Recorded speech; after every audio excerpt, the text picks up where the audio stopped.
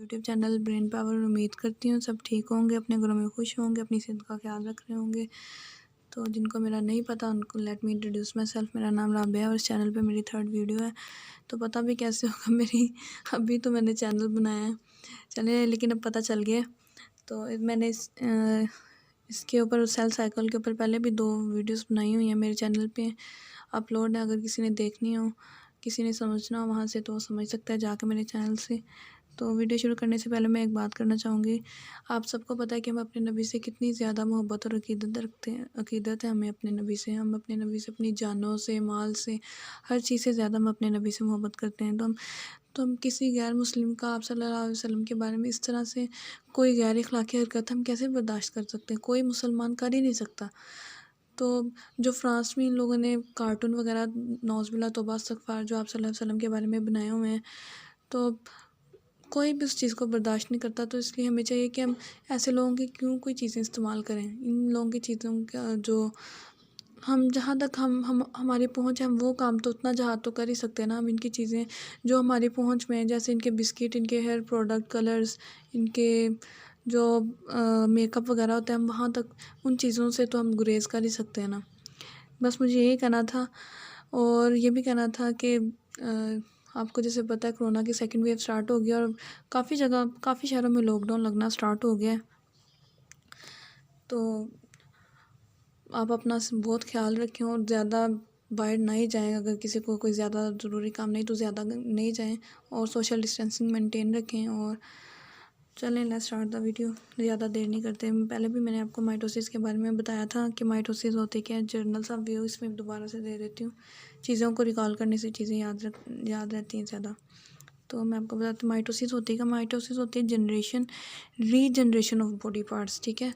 जैसे बहुत से एनिमल्स में होती है, जैसे लिज़र्ड हो गई, स्लेजनीला हो गया सी। और ह्यूमन बॉडी में बहुत सी माइटोसिस होती है, जैसे सेल में होती है।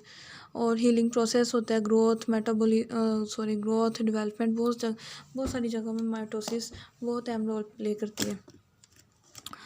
और इसमें मैंने आपको पहले भी बताया था, ये साइटोकाइनेसिस की माइटोसिस होती है क्या, साइटोकाइनेसिस होती है। और इसकी 4 फेजेस होती हैं, जिसमें प्रोफेज की 2 फेजेस होती हैं, मेटाफेज, एनाफेज और टेलोफेज। और इसके बाद साइटोकाइनेसिस होती है। ये स्टार्ट होती है जब साइटोकैरियोकाइनेसिस कंप्लीट हो जाती है, ठीक है। साइटोकाइनेसिस होती है क्या, after division of the nucleus, ठीक है। ये क्या, डिवीजन ऑफ द साइटोप्लाज्म। और बिफोर माइटोसिस होता है क्या, इंटरफेज होता है। और ये सेल का रेस्टिंग फेज होता है। और इसमें सेल ग्रो करता है, अपना साइज़ इंक्रीज़ करता है और अपनी ऑर्गेनेलिस को और डीएनए को सिंथेसाइज करता है।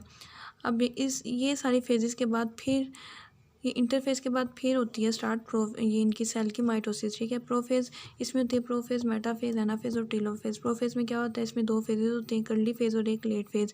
इसमें क्या होता है, क्रोमोसोम स्टार्ट होते हैं, कंडेंस होना स्टार्ट होते हैं और इनका न्यूक्लियर मेम्ब्रेन डिसअपियर होना स्टार्ट हो जाती है। अर्ली फेज में क्या होता है, इसमें भी स्टार्ट होती है और इसमें कंडेंसेशन स्टार्ट होती है और न्यूक्लियर मेम्ब्रेन रिमेन सेम, इसमें कोई फ़र्क नहीं पड़ता।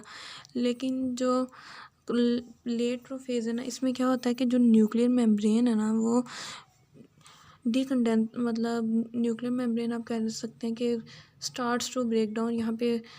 और लेकिन यहाँ पे बिल्कुल नहीं होती, क्रोमेटिन मटेरियल इसमें कंडेंस होना स्टार्ट हो जाता है। लेकिन मेटाफेज में क्या होता है, क्रोमेटिन मटेरियल मुकम्मल तौर पर कंडेंस हो जाता है, ठीक है।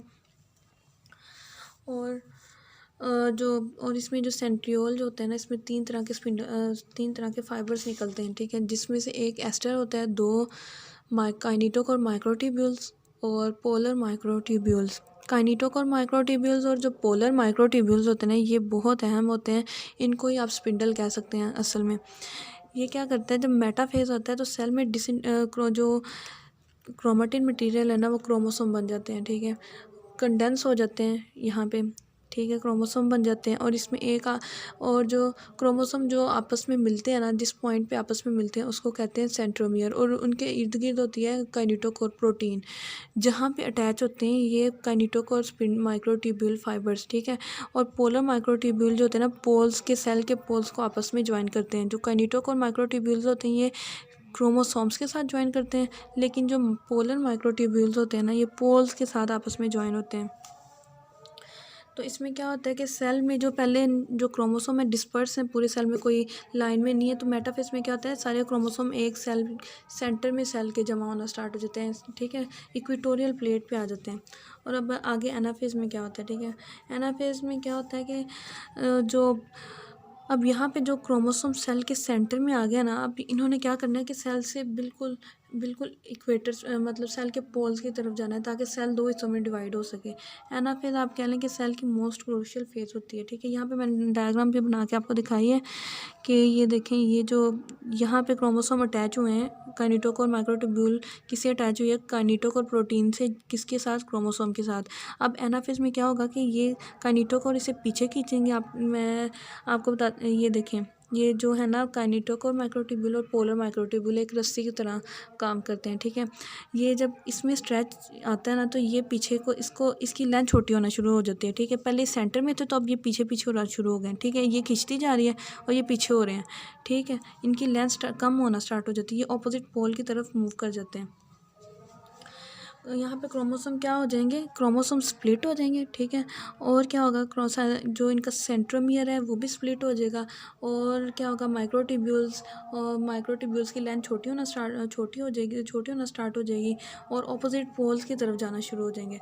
अब बात करते हैं टीलोफेज, ये आप कह लें फाइनल स्टेज है, फाइनल स्टेज होती है माइटोसिस की। और जो क्रोमोसोम होते हैं वो इसमें डीकंडेंस होना शुरू हो जाते हैं, क्रोमेटिन मटेरियल अनकॉयल होना शुरू हो जाता है, न्यूक्लियर मेम्ब्रेन दोबारा से बन जाती है। और क्या होता है कि न्यूक्लियस अपीयर होना शुरू होता है। इन दोनों फेजेस में न्यूक्लियस नहीं होता, ठीक है, इन दोनों फेजेस में, मेटाफेज और एनाफेज में, इन दोनों फेजेस में न्यूक्लियस दोबारा से यहाँ पे डिसअपीयर होना स्टार्ट हो जाता है और यहाँ पे इस फेज़ में अपीयर होना स्टार्ट हो जाता है। इसमें क्या होता है कि सेल जो होता है ना, अपनी ऑर्गेनेलिज वगैरह उसको भी दोबारा से बनाना शुरू हो जाता है। ये 4 फेजेस थी। और क्या होता है इस फेज़ में कि सेल का साइज़ जब इंक्रीज़ होता है, इस तरह 2 सेल, अब जैसे लग रहा है 2 सेल बन रहे हैं, तो ये सेल की मेम्ब्रेन अंदर को पिंच होना स्टार्ट हो जाती है, ठीक है। फिर इसके बाद साइटोकाइनेसिस स्टार्ट होती है और साइटोकाइनेसिस के बाद सेल 2 डॉटर सेल्स में कन्वर्ट हो जाता है। और इस सब के बाद माइटोसिस के बाद सेल के पास बिल्कुल इक्वल नंबर ऑफ क्रोमोसोम होते हैं, बिल्कुल इक्वल जेनेटिक मटेरियल होता है और सेम जेनेटिक मटेरियल होता है।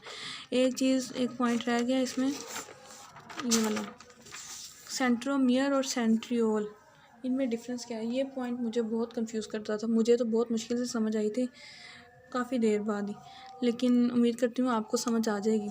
और अगर शायद मुझे लगती हो, अगर किसी को ना समझ में आता हो तो उसके लिए पॉइंट है कि सेंट्रोसोम और सेंट्रियोल में डिफरेंस क्या है।